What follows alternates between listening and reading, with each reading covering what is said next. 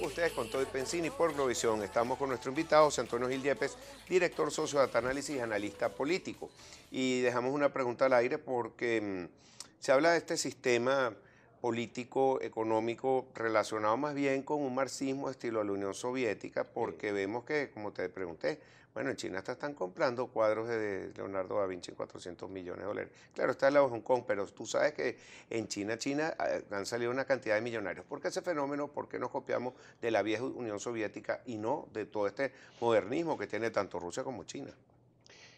Tal vez por la enfermedad tropical de acumular poder, la cual coincide con la enfermedad ártica de los rusos de acumular poder, llámese Lenin o llámese el zar Nicolás II, o Stalin, o parte de lo que pasa hoy en día. Todavía hay una acumulación de poder muy importante, una falta de desconcentración del poder en Rusia importante. Entonces, esas son actitudes que enturbian la relación de los sectores con el gobierno en cualquier sociedad. El autoritarismo es la peor de las enfermedades y el origen de muchas otras, que es el origen del rentismo en vez de la producción. La producción no sobrevive sino en democracia, en un entendimiento con el poderoso. Si el poderoso trata de pasarse la mano, bueno, entonces, ¿qué pasa con China? China vio el ejemplo, la caída del muro de Berlín y luego la caída del comunismo en la propia Unión Soviética, en Moscú, y se tranza con el capitalismo, acepta el capitalismo, lo incorpora como lo han venido incorporando todos los países que han sido dirigidos por regímenes socialistas, como Chile, como España, etcétera, como Brasil. Lo incorporan al capitalismo, a la empresa privada, como parte de la sociedad, y eso introduce un proceso de pluralización, o sea, de democratización de esa sociedad, pues no solamente una ecuación económica, es una ecuación política también, porque si tú aupas a que otros sectores crezcan y con el crecimiento del capitalismo y de la empresa privada viene el crecimiento de los trabajadores y de los sindicalistas, etcétera. Entonces, bueno, China resolvió su problema así. Ahora, estos señores están resolviendo su problema asado, es decir, insistiendo en unas políticas económicas que se mezclan con el problema de la deuda. ¿Hasta dónde, cabe la pregunta, hasta dónde el gobierno quiere renegociar la deuda a fondo y quitarse de encima esa enorme amenaza de que con 10.300 millones de dólares en reservas hoy quiera sea el punto de partida para, con un petróleo que no promete grandes saltos y con una producción petrolera que ha venido descendiendo al punto de que se encuentra en más o menos 1.850.000 barriles de 3.100.000 que estaba antes del llamado paro petrolero en el 2002, arrancar a pagar por 10 años más o menos 10.000 millones de dólares todos los años. Oye, eso está muy difícil, entonces será mejor cambiar las políticas económicas para ver cómo hacemos para producir y no generar un default. Bueno, pero muy bien lo que estás diciendo. Hay Pero no las cambian. cierta terquedad sobre el cambio de esas políticas monetarias y sobre todo en este caso el default, pero se está hablando internacionalmente una presión, por eso se está dando este diálogo nuevamente, pero con presión hacia el gobierno, donde los pueden obligar a tener que pasar por la Asamblea Nacional, la originaria, que fue votada por la mayoría de los venezolanos, que es la que tiene el derecho y está consagrado en la Constitución, que es la que puede aprobar esto. Esto no puede ser como una palanca para ayudar un poco a destrabar todo este conflicto que existe. Y tratar de que el gobierno entienda que tiene que cambiar esas políticas económicas, lo cual lo lleva a acercarse más a una democracia otra vez. Entonces, pero tiene tres frentes. Tiene el frente del gobierno y sus políticas económicas que no las quiere cambiar, sino que, bueno, estaría dispuesto a unas renegociaciones que parecen, de la deuda, que parecen más parciales que de fondo, que por esos 10 años de deuda de 90.000 millones de dólares. Tiene a la oposición, que tiene una agenda más electoral, política, pero que obviamente incluye el tema humanitario, y si incluye el tema de la crisis humanitaria, y tiene que incluir el tema de las políticas económicas, porque hasta que no liberes los precios, liberes el cambio y te entiendas con la empresa privada como clima general, no vas a resolver el problema económico y vas a tener una crisis humanitaria. Y tienes el problema de los participantes extranjeros, de los grandes países que están interesados en Venezuela, que no solamente los Estados Unidos, está Brasil, está Argentina, está España, etcétera. Entonces, tiene unas presiones internacionales que te inclinan a que revises el proceso económico y revises la democracia a fondo. Pero tienes un gobierno que no quiere entrar ahí.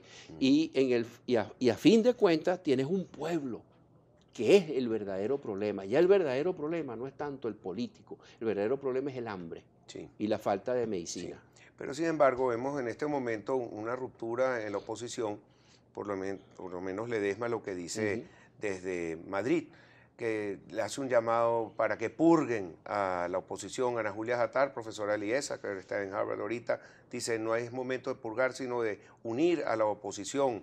Entonces tenemos distintos voceros, tengo una lista muy larga de todo lo que está diciendo todo el mundo. Entonces como que se está cayendo a tiros entre ellos y no están poniéndose de acuerdo para este momento tan importante, como yo creo que la próxima reunión, creo que es el 2 o 3 de diciembre en República Dominicana, que tiene, si vamos divididos, va la oposición dividida, ahí no se va a lograr ningún tipo de consenso en nada. Sí, entonces, bueno, y tampoco le servirá al gobierno porque la legitimación que necesita el gobierno a través de la Asamblea Nacional, bueno, veremos si hay partidos de oposición que definitivamente cuadran del lado del gobierno y como los que se pueden ir juramentando ante la Asamblea Nacional Constituyente, como ya pasó en el caso de 4 gobernadores y luego vienen las alcaldías, en donde, bueno, habrán algunos alcaldes de oposición que tendrán que decidir si se juramentan ahí o no, y lo cual, si lo hacen, pudiera ir haciendo crecer la pelota de que, bueno, de la Asamblea Nacional Constituyente no es tan anticonstituyente como lo era en su origen, y de ahí, mira, pudiera surgir el que no se reconozca, como pudiera surgir el que sí se reconozca esa Asamblea Nacional Constituyente, con el agravante de que yo creo que una de las primeras gestiones de la Asamblea Nacional Constituyente, reconocida o legitimada, no tendría que ver mucho no solamente con la deuda, sino que tendría que ver con el modelo político y la consideración de que pudiéramos pasar con una nueva constitución de un modelo republicano libertario, que es el que hemos tenido desde que Simón Bolívar se montó en un caballo para liberarnos, a un modelo republicano colectivista, tipo la Unión Soviética o la China de Mao Zedong, o la China que todavía existe, pero no acoplada al capitalismo, sino acoplada a un modelo más totalitario. Al estatismo. Mira, te pregunto algo, y con todo lo que acaba de pasar en Zimbabue hace 2 o 3 años salió un artículo en The Economist que nos comparan y que proyectaron lo que ya estaba pasando. Ya estamos en esa parte de la curva de hiperinflación subiendo ya verticalmente y en la parte de arriba. Ahora, se acaban de poner el gobierno del dictador que firmó y hoy se puso de acuerdo, sí, yo renuncio. Y todos los que ayer lo aplaudían salen aplaudiendo que renunció, en la asamblea allá, en la calle, en todas partes. Eso se llama miedo. Sí. ¿Cómo ves tú ese espejo de Venezuela con Zimbabue? Bueno, uno de los escenarios que presentamos en el seminario anual de escenarios data análisis el jueves pasado, yo lo llamé Zimbabue. Y ese escenario estaba compuesto por renegociación de la deuda, no, totalmente, parcialmente. Cambio de políticas económicas hacia unas políticas más pro producción, inversión, empresa privada, poco. Articulación de la oposición, baja. Presiones internacionales, moderadas, ¿okay? Hasta que paguen. Y mientras vas pagando, pues se van manejando esas presiones. Entonces, mira, cambio de constitución, no dentro del escenario Zimbabue, ese lo puse dentro del escenario Cuba, que fue otro de los escenarios que consideramos. Desarrollame el escenario Así Cuba, como desarrollamos el escenario de una democracia libertaria refortalecida, una república libertaria refortalecida, en donde, bueno, mira, renegociamos la deuda, pero eso requiere cambiar las políticas económicas, eso requiere llamar a la empresa privada a producir, eso requiere libertad de los presos políticos, eso requiere más empleo, más producción de alimentos en Venezuela, aliviar la crisis alimentaria y de medicinas en Venezuela, y eso le requiere un entendimiento con las potencias internacionales que están interesadas, obviamente, en Venezuela, porque Venezuela se le está convirtiendo en un problema de desorden en sus propios países, porque Argentina, Colombia, Pueden etcétera, copiarse de lo no mismo. pueden absorber la cantidad de migrantes venezolanos. Bueno, que dieron un reporte de las Naciones Unidas que se disparó como 2000%. Entonces, bueno, toda esa gente también está interesada y pudieran jugar a que en Venezuela se restituya una república libertaria, Y en cuanto que a es lo que nos ofrecieron desde los libertadores Ajá. para acá. Y el modelo cubano es tener un modelo igualito al de allá y vivir como nosotros, como una colonia cubana, ¿o cómo lo ves tú? Bueno, el modelo cubano tendría, tal vez no llegaría a la desaparición de la empresa privada, si mantendría un debilitamiento. Sería un modelo, sí, basado en la pobreza como un objetivo de control social por parte de un pequeño grupo gobernante, que yo no lo llamo el chavismo en pleno, yo llamo que esto es una cúpula muy pequeña que mantiene unas políticas inconvenientes y que la mayoría de los chavistas no están de acuerdo con esas políticas, ni desde el punto de vista de la minimización de la empresa privada o la eliminación de la empresa privada, pues no están de acuerdo con eso, ni tampoco con la recentralización del poder que ha venido ocurriendo en Venezuela y la manipulación de las fechas electorales y todas estas cosas. La mayoría, el 80 y pico, 90% del chavismo no está de acuerdo con nada de eso. Y eso tú lo tienes en encuestas. En encuestas y por muchos años. Pero tú distingues el chavismo del madurismo, ¿son dos cosas distintas o es lo mismo dentro de tu encuesta? Mira, las políticas es a lo que me refiero. Recentralizar o descentralizar, a estatizar o privatizar, libertad de expresión, control de los medios por parte del gobierno, etcétera. La patria potestad en manos del gobierno o la patria potestad en manos de los padres de los niños. Tú sabes, haces todas esas diferenciaciones, le pones valores a esos diferentes ejes y te da que la mayor parte del chavismo está de acuerdo con la Venezuela libertaria, con la Venezuela democrática, pluralista, respetuosa de las opiniones de los demás y respetuosa de las propiedades ajenas. Después de todas estas elecciones de gobernadores, todo lo que pasó y la fragmentación que está sufriendo la oposición, ¿cómo está la popularidad del presidente Maduro? ¿Ha subido la popularidad del PSUV? ¿O no? ¿Cómo vamos para estas elecciones de alcaldes? Bueno, mira, esa es una pregunta muy interesante porque en este último año vimos a un presidente Maduro que a mediados de año llegó hasta 82%, los que decían que debería irse ya, por renuncia o por adelantar las elecciones, etc. Ese 82% ha bajado a 61%. Sigue siendo una mayoría los que quieren que salga ya, que es el poder de una vez. Pero, oye, eso es una recuperación. No así ha ocurrido con la identificación partidista con el PSV. Esa identificación partidista está estancada ahí alrededor de 15%. Y Chávez la dejó en 40%.